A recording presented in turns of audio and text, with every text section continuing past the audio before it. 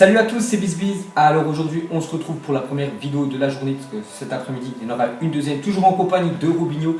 Et on va vous présenter pour nous. Donc on a déjà vu le top 10 des meilleurs joueurs. Ce sera le trophée The Best. Donc on a vu les 10 noms de joueurs. Donc vous pouvez voir ces 10 noms de joueurs là. Et on va vous donner pour nous le classement. Donc déjà c'est sur la période du 3 juillet 2017, l'année dernière, jusqu'au 15 juillet 2018. Donc le 15 juillet 2018, c'est jusqu'à la finale de la Coupe du Monde. Donc voilà, sur cette période-là, sur ces 10 joueurs-là, il y en a un qui remportera ce trophée The Best. Donc l'année dernière, c'était Ronaldo qui l'a remporté.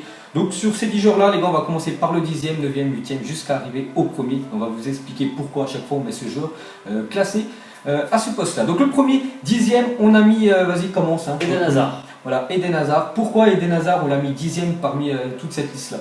Parce que par rapport aux autres joueurs, malheureusement pour lui, sa saison en club elle a été très compliquée avec Chelsea. Il a fait une belle Coupe du Monde, ça on ne peut pas le nier, mais par contre avec Chelsea ça a été beaucoup plus compliqué. Par exemple l'année dernière il avait été très très bon avec Chelsea, et cette année toute l'équipe de Chelsea a eu beaucoup de difficultés et il ne se rend même pas en Ligue des Champions. Donc je pense que par rapport aux autres joueurs, il ne peut pas être plus haut dans ce classement, Eden Hazard, malgré sa très bonne Coupe du Monde. Quand même. Donc voilà les gars, il a pratiquement tout résumé. Eden Hazard, même s'il a fait une grosse Coupe du Monde, voilà, on ne peut pas le mettre bien sûr dans les top 5. Non. Donc parmi tous les autres joueurs, voilà, il y en a qui méritent beaucoup plus que lui, même s'il a fait vraiment une belle Coupe du Monde. Avec Chelsea, ça a été plutôt moyen. Mais bon, voilà, on le classe 10e. Le 9e, on va mettre Lionel Messi. Peut-être ça va en choquer beaucoup, mais c'est vrai que Lionel Messi, parmi tous les autres joueurs, Lionel Messi, plutôt moyen quand même. On a bien vu avec l'Argentine.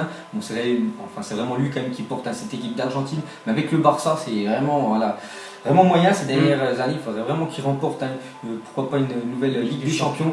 Mais sinon, même dans le jeu, Lionel Messi, on voit que il n'a plus autant d'influence qu'avant et c'est compliqué. Parce que, avec le Barça, comme tu l'as dit, en Liga, ils ont peut-être encore des facilités, mais en Ligue des Champions, en général, ils ont beaucoup plus de difficultés. Dès qu'ils arrivent les quarts de finale à peu près, ils ont beaucoup plus de difficultés, donc c'est compliqué. Leur système de jeu en passe, qui fonctionnait très bien dans les années, il y a 4-5 ans, maintenant on voit que c'est beaucoup trop prévisible et beaucoup d'équipes arrivent à rencontrer. C'est un peu comme l'Espagne en Coupe du Monde, c'était vraiment basé sur la possession. On voit que maintenant, c'est pas que tu joues que tu tiens plus de 80% possession de balle pendant le match, que tu gagnes le match, pas du tout. Donc voilà, Lionel Messi, on l'a classé 9e, je pense.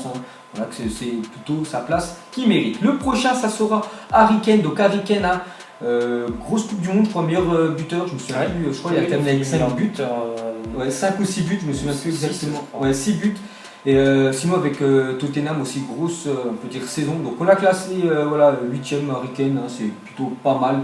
Donc moi j'aimerais bien le voir dans un autre club, Harry Kane, c'est toujours mon point de vue, j'aurais bien voulu le voir au Real Madrid, mais bon je sais qu'il partira pas. Mais bon on l'a classé 8e. Le 7e, dis-nous c'est qui? Kevin De Bruyne, joueur de Manchester City et de la Belgique. Lui il a été, contrairement à Eden Hazard, très très bon en club. Il a d'ailleurs été, je pense, l'un des artisans du titre de City en Première Ligue. On a vu que techniquement c'est un joueur qui est très doué, il a une très bonne vision du jeu, des passes laser qui sont vraiment magnifiques. C'est un des meilleurs joueurs à son poste depuis 2-3 ans, et depuis qu'il est à City, et pendant la Coupe du Monde aussi il a été plutôt à son avantage. Donc une belle 7e place. 7e, pour compléter.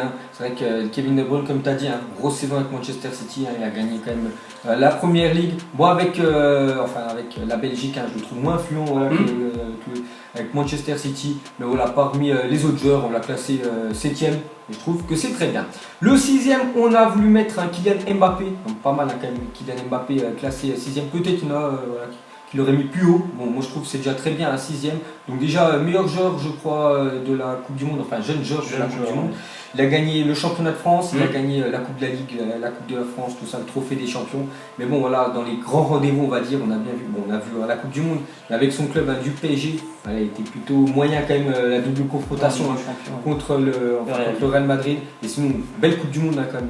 Kylian Mbappé qui a 19 ans, je pense qu'un jour il le gagnera dans sa carrière, ce trophée The Best, même le Ballon d'Or, parce que le Ballon d'Or c'est quand même, on va dire, le trophée ultime. Voilà, le The Best, les gars, c'est créé je crois depuis quelques années, c'est vraiment tout nouveau. Donc voilà, classé un 6e Kylian Mbappé, je trouve que c'est pas mal. T'as un truc à rajouter? Non, franchement il a fait une très belle saison. Après, ceux qui sont au-dessus de lui, c'est que vraiment là c'est du très très haut niveau, et déjà qu'il est au très haut niveau, Kylian Mbappé, mais dans quelques années il sera dans les premières places. Mais je pense qu'il aurait gagné vraiment un gros trophée européen, il aurait pu être inclassé, je pense, dans le... Ouais. Il aurait pu être, on peut dire, dans le podium. Le prochain, ça sera Raphaël Varane. Parlons un peu de sa saison à Raphaël Varane. Grosse saison encore pour Varane avec le Real Madrid, encore une fois.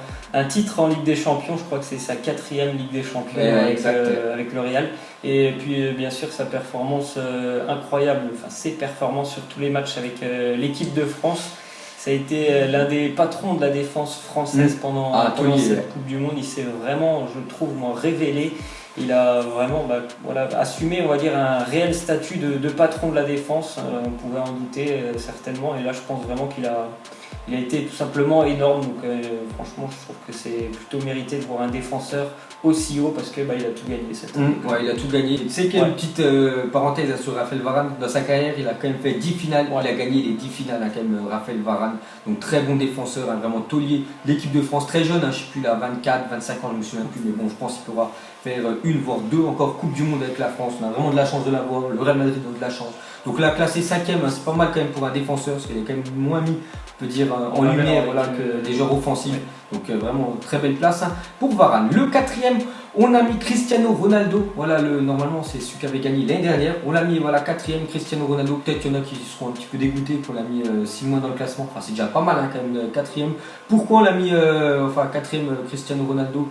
On va dire, Real Madrid toujours très bon bien sûr. On va regarder surtout aussi sa Coupe du Monde. Il a été bon, mais il y a des autres joueurs pour moi qui méritent mieux que Cristiano Ronaldo. C'est pour ça qu'on a voulu le placer 4e. Il y a des choses à rajouter? Non, franchement, il a fait une demi-saison à Madrid du mois de janvier jusqu'au mois de mai, la finale de Ligue des Champions. D'ailleurs, la finale, il n'a pas été exceptionnel lors de cette finale de Ligue des Champions. Et puis avec le Portugal, match éliminatoire, il a eu beaucoup de difficultés. Donc c'est vraiment une demi-saison, même s'il a eu finalement de bonnes statistiques quand même, en faisant qu'une demi-saison. Mais je pense que franchement sur cette année il ne peut pas être plus haut que 4e. C'est très bien. Le 3e, donc on va commencer Mohamed Salah. Donc on a hésité entre Ronaldo et Mohamed Salah. On a préféré mettre Salah 3e, parce que la saison qu'il a fait avec Liverpool. Donc c'était il y a 2 ans. Il ne jouait pas comme ça, Mohamed Salah. Là, cette année, avec Liverpool, il était tout simplement exceptionnel. C'est vrai qu'avec l'Égypte, il y en a beaucoup qui vont me dire, mais en Coupe du Monde, l'Égypte et tout. Mais c'est vrai qu'après, il n'y a que lui vraiment qui est énorme en Égypte. Là, tu peux pas. Il n'y a personne autour de lui. Quand tu le vois avec des bons joueurs à côté de lui, on a bien vu avec Liverpool. Ça fait direct, bien sûr. Une grosse saison, bien sûr. Et il faut oublier aussi que Mohamed Salah il était quand même élu un meilleur joueur de la Première Ligue cette année. Donc c'est pour ça, pour moi, qui mérite d'être 3e devant Cristiano Ronaldo. Donc voilà, c'est mon choix. C'est pareil, franchement, il a fait une saison d'adaptation. Il est arrivé à Liverpool, il s'est adapté directement, une saison record. Je crois qu'il est devenu sur une année le meilleur buteur de Liverpool de l'histoire du club. Il a été tout simplement incroyable. Il n'y a peut-être pas eu même deux matchs d'affilée en Première Ligue où il n'a jamais marqué, donc c'était absolument incroyable. Et même en Ligue des Champions, il était en feu. Franchement, une saison vraiment énorme, et j'espère que pour lui, il va continuer comme ça pendant quelques années, parce que c'est vraiment un joueur extrêmement talentueux.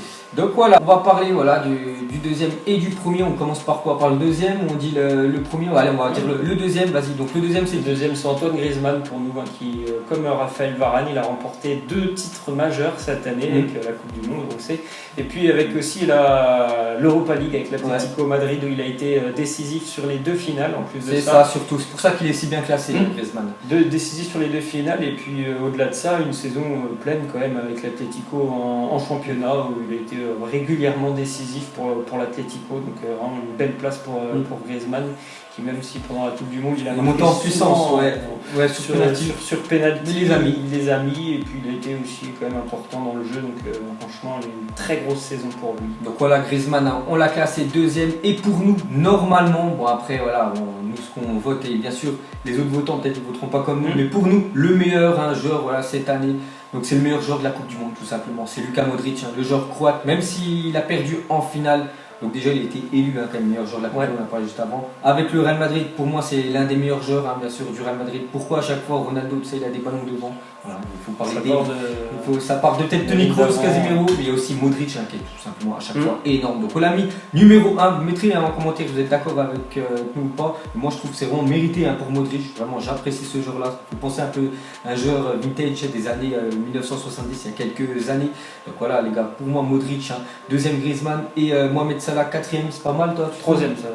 Ouais, Salah troisième. Ah ouais, je trouve que c'est franchement un beau classement et puis on a essayé quand même de récompenser ceux qui ont gagné quand même des trophées majeurs. Donc, malgré que Salah il en a pas gagné beaucoup, lui il a été tellement exceptionnel on va dire personnellement qu'il mérite complètement d'être sur le podium quand même. Donc oui, c'est un super beau classement. Il a gagné quand même le titre de meilleur joueur de Première Ligue, c'est quand même voilà, il y a quand même pas mal de concurrents. Donc voilà pour nous, hein, vous mettrez vous en commentaire hein, pour vous c'est qui les finalistes parce qu'en fait sur ces 10 jours-là, je crois les votes ils se terminent le 13 août et en fait il y aura 3 noms qui sortiront de ces 10-là.